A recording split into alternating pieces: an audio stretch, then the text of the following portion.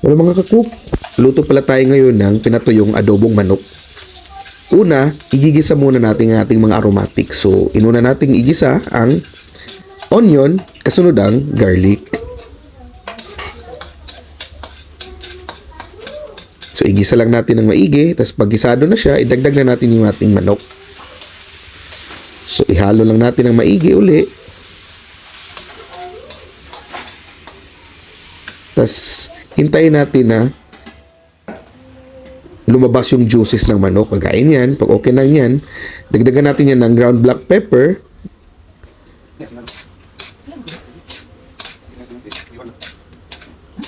At syempre, titimplahan din natin yan ng toyo. So, di ko muna dinamihan kasi i-adjust ko pa yung mga lasa niyan mamaya mga cooks. So, halo natin.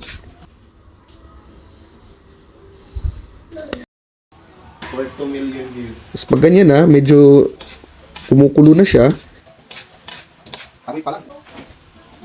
dadagdagan na natin yan ng daon ng laurel tsaka tubig.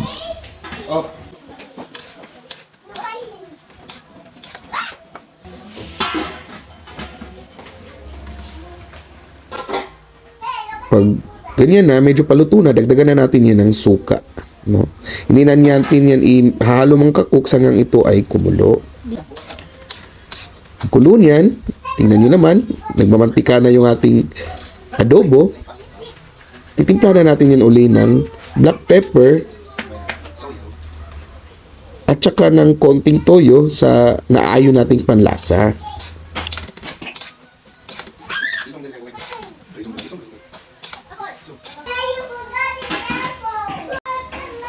Pag ganyan na, nagmamantika na yung adobo natin, pwede na natin yung dagdagan ng sugar para balanse yung lasa natin. Saluin natin. Paluto na ito mga kakooks. Tingnan nyo naman yan. Nagmamantika na. Hintayin na lang natin na ma-reduce yung sauce ng ating adobo. Tingnan nyo naman yan. Nagmamantika na talaga yung anok natin. Paparami naman ng rice. Yummy!